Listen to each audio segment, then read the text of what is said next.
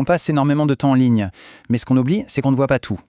Dans les coulisses, il y a des systèmes invisibles qui filtrent ce qu'on lit, ce qu'on voit. Aujourd'hui, on va soulever le capot pour regarder de plus près le rôle de plus en plus grand de l'intelligence artificielle, ce juge silencieux de notre monde numérique. La question de départ, elle est simple, mais en même temps, elle est immense.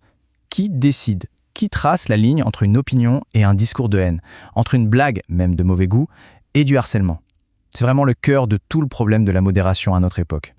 Pendant longtemps, la réponse, c'était des gens. Des armées, littéralement, de modérateurs humains qui passaient leur journée à visionner, à lire, à écouter un un véritable déluge de contenu.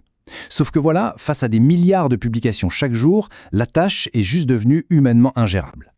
Et c'est là, pile à ce moment-là, que l'IA entre en jeu, forcément. Pour gérer ce volume monstrueux, les plateformes se sont tournées vers les algorithmes. Alors, allons voir un peu comment ils fonctionnent, ces nouveaux gardiens de nos espaces numériques.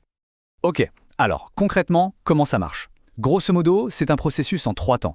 D'abord, l'IA filtre des millions de commentaires en temps réel. Hop, elle bloque le spam ou les insultes flagrantes avant même qu'on puisse les voir.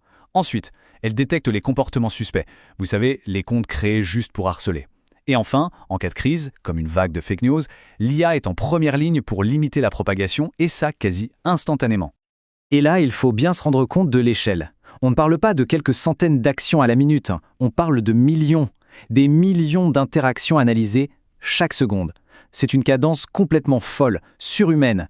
Et tout ça se passe en arrière-plan, en silence, de façon 100% automatique. Bon, cette efficacité, elle est bluffante. Mais elle a un coût. Et c'est là qu'on entre dans la partie la plus délicate de cette histoire. Parce que confier le jugement à des machines, ça pose d'énormes questions.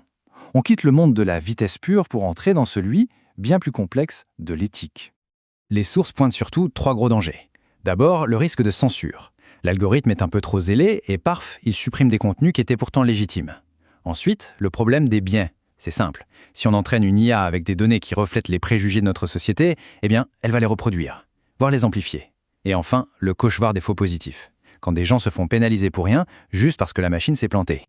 On a là le résumé parfait du dilemme. C'est un véritable casse-tête. Pour chaque bonne intention, il y a un risque énorme juste en face. On veut protéger, on risque de censurer. On veut un espace